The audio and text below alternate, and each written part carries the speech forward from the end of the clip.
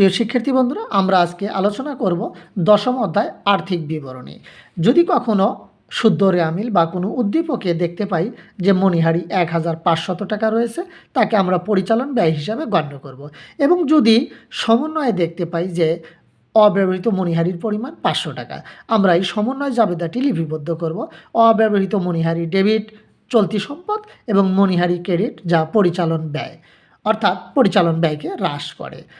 আমরা বিশদ আয় বিবরণী এবং আর্থিক অবস্থার বিবরণীতে এই মণিহারিটি কীভাবে লিপিবদ্ধ করব তা দেখাচ্ছি।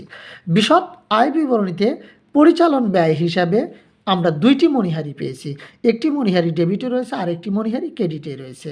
তাই যে মণিহারিটি ডেবিটে রয়েছে সেই মণিহারি থেকে যে মণিহারিটি ক্রেডিটে রয়েছে সেটি বিয়োগ করব, কেননা মণিহারি ব্যয় এটি পরিচালন ব্যয় হ্রাস করেছে। হ্রাসকৃত মণিহারিকেই আমরা বিয়োগ করব। তাহলে উদ্দীপকে যে মণিহারিটি রয়েছে পরিচালন ব্যয় ১৫০০ টাকা, সেখান থেকে আমরা মণিহারি পরিচালন ব্যয় হ্রাস করেছে ৫০০ টাকা, সেটি বিয়োগ করে বিয়োগফল পেয়েছি ১,০০০ টাকা।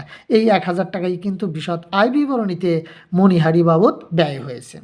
আমরা অব্যবহৃত মণিহারি দেখতে পাচ্ছি চলতি সম্পদ, যা আর্থিক অবস্থার বিবরণীতে চলতি সম্পদ হিসাবে অব্যবহৃত মণিহারি ১,০০০ টাকা গণ্য করব।